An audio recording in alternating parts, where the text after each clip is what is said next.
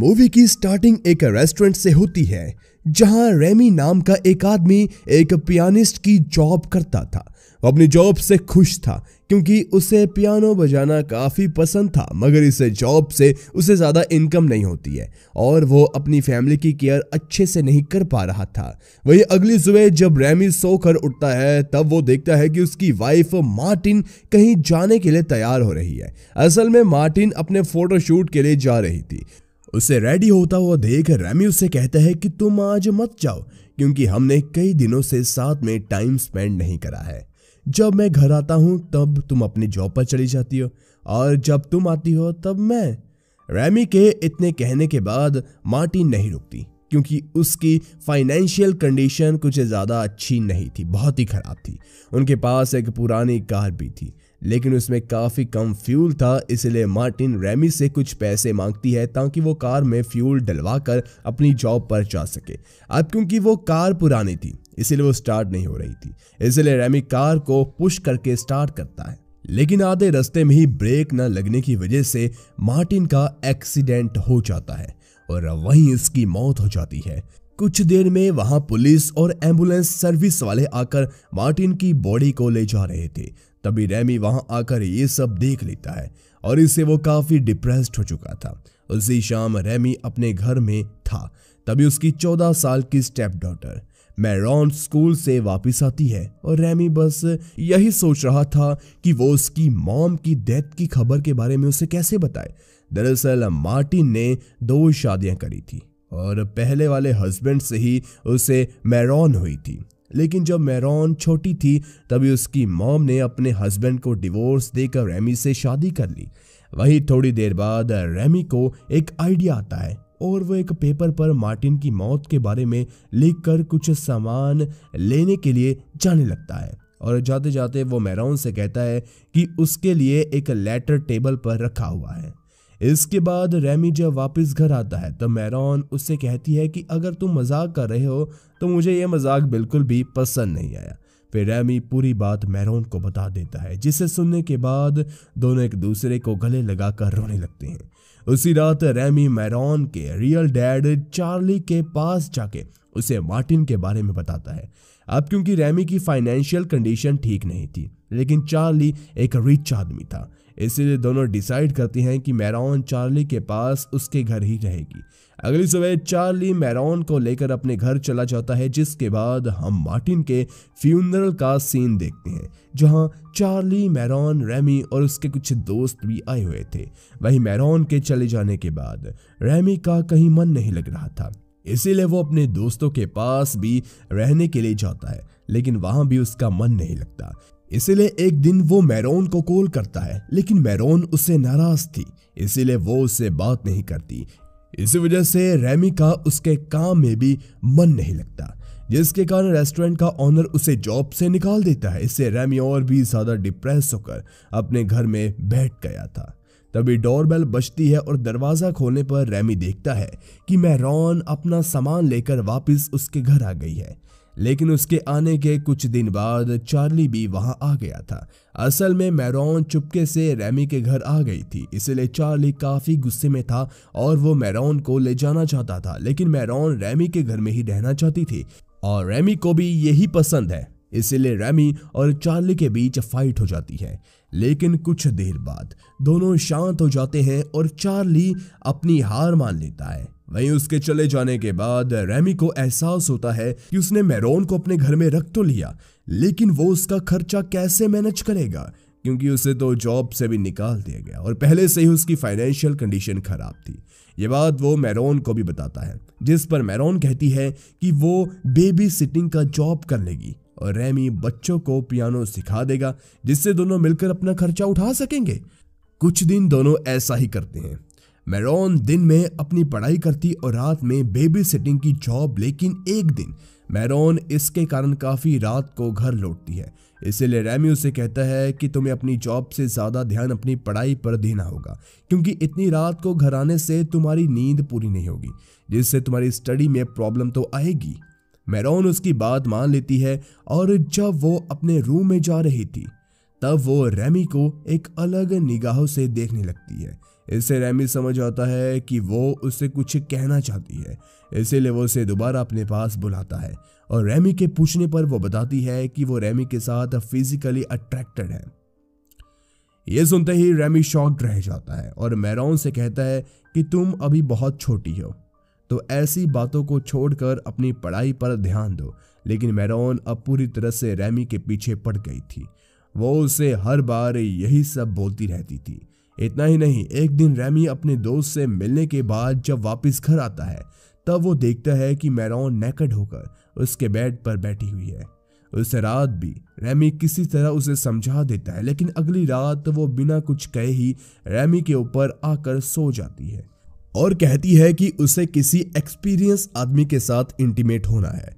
यह सुनकर ramie frustrate हो चुका था, इसीलिए वो मैरॉन को बेड के नीचे धक्का मार के गिरा देता है। अगले सीन में हम देखते हैं कि रैमी और चार्ली मैरॉन की हेल्थ चेकअप के लिए एक क्लिनिक आए हुए थे, क्योंकि उसकी तबीयत थोड़ी सी खराब हो रखी थी। चेकअप के बाद डॉक्टर बताता है कि मैरॉन की बॉडी में खून की कमी है, इसीलिए वो अपनी डाइट ठीक करे।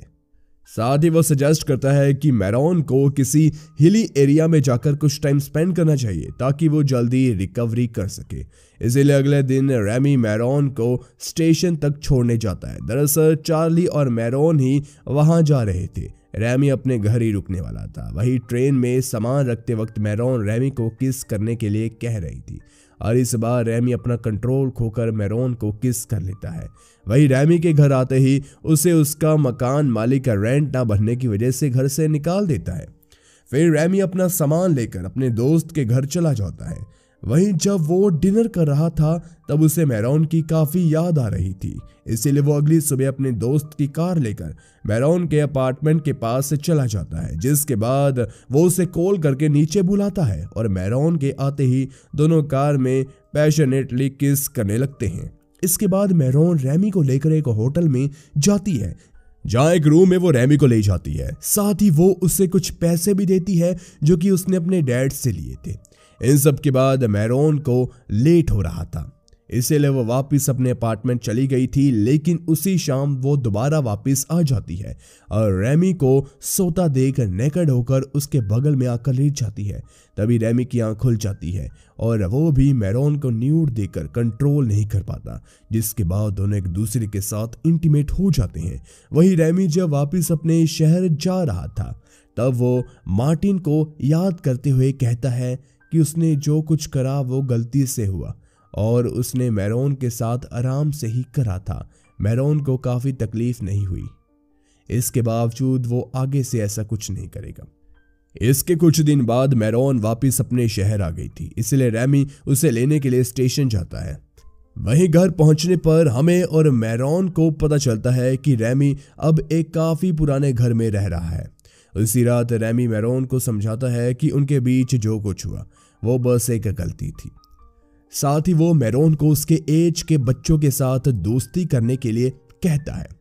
इसलिए अगली रात जब रैमी अपने न्यू जॉब से घर आता है तब वो देखता है कि मैरॉन अपने एज के काफी सारे बच्चों को घर में बुलाकर पार्टी कर रही है। ये देखकर रैमी को गुस्सा आता है, लेकिन वो ज्यादा रिएक्ट नहीं करता। इसके कुछ दिन बाद मैरॉन की एक फ्रेंड का बर्थडे था, जिसमें वो रैमी के साथ ही गई थी और पार्टी खत्म होने के बाद जब दोनों घर वापस आते हैं तब रैमी मैरॉन को देखकर खुद को रोक नहीं पाता और खुद उसे नेकेड करके इंटीमेट होता है।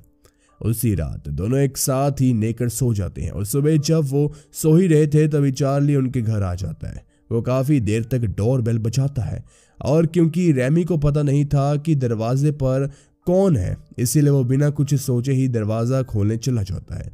वहीं दरवाजे पर चार्ली को देखकर वो हैरान हो गया था। तभी चार्ली मैरॉन के बारे में पूछता है कि वो कहाँ है। तब रैमी झूठ बोल देता है कि वो स्कूल गई है, लेकिन इसके कुछ देर में ही मैरॉन कमरे से बाहर निकलती है।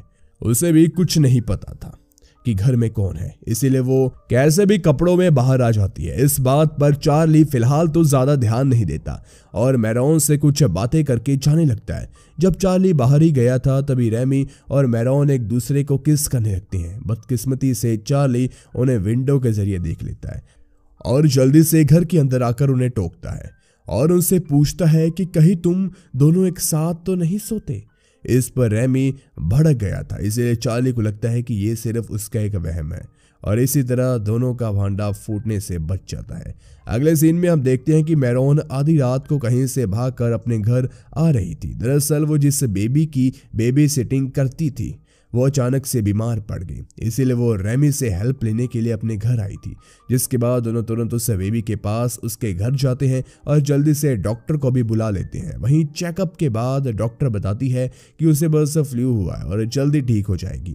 इसी दौरान उस बच्ची की मॉम घर आ जाती है, जिसके बाद मैरोन उसे सारी बात बताती है। दरअसल मैरोन के पास उस लेडी का नंबर ही नहीं था, इसलिए वो पहले अपने स्टेप डैड के पास गई थी। अब क्योंकि रेमी के पास दवाई और डॉक्टर को देने के लिए पैसे नहीं थे, इसीलिए वो अपने दोस्त की वाइफ से पैसे लेकर डॉक्टर की फीस और दवाई का इंतजाम करता है। इन सब के बाद जब रेमी और मैरोन अपने घर आने वाले थे तब काफी बारिश होने लगती है, इसीलिए वो उस लेडी का अम्ब्रेला लेकर अपने घर आने लगता है और रास्ते में ही रेमी मैरोन से उस लेडी के बारे में पूछता है, जिस पर वो बताती है कि उसका नाम शार्लेट है और वो भी एक म्यूजिशियन है। असल में रेमी को वो पसंद आ गई थी, इसीलिए अगले दिन जब शार्लेट पियानो प्रैक्टिस कर रही थी तब रेमी उसके घर चला जाता है, जिसके बाद दोनों कुछ बातें करते हैं। घर जाकर रेमी मैरोन के साथ इंटीमेट होता है, जिसके बाद रेमी उसे बताता है कि उसे शार्लेट काफी ज्यादा पसंद है। ये सुनकर मैरोन रोने लगती है। वहीं अगले सीन में हम एक कॉन्सर्ट का सीन देखते हैं जहां शार्लेट परफॉर्म कर रही थी, वहीं रेमी और मैरोन भी थे और कॉन्सर्ट के खत्म होते ही रेमी मैरोन से कहता है कि वो अब शार्लेट के साथ ही आगे की लाइफ बिताएगा। इससे मैरोन मान तो जाती है, लेकिन एक शर्त पर, और वो ये थी कि मैरोन जब चाहे रेमी के साथ इंटीमेट हो सकती है। रेमी उसकी ये शर्त मान लेता है, जिसके बाद रेमी अपने डैड के पास चली जाती है। वहीं मूवी के लास्ट सीन में हम रेमी और शार्लेट को एक दूसरे के साथ इंटीमेट होते हुए देखते हैं और इसी के साथ हमारी ये मूवी खत्म हो जाती है। गाइस, वीडियो पसंद आई हो तो लाइक कीजिए, ऐसी ही वीडियोस के लिए हमारे चैनल को सबसे पहले सब्सक्राइब कीजिए। मिलते हैं एक और कमाल की वीडियो के साथ। Thanks for watching.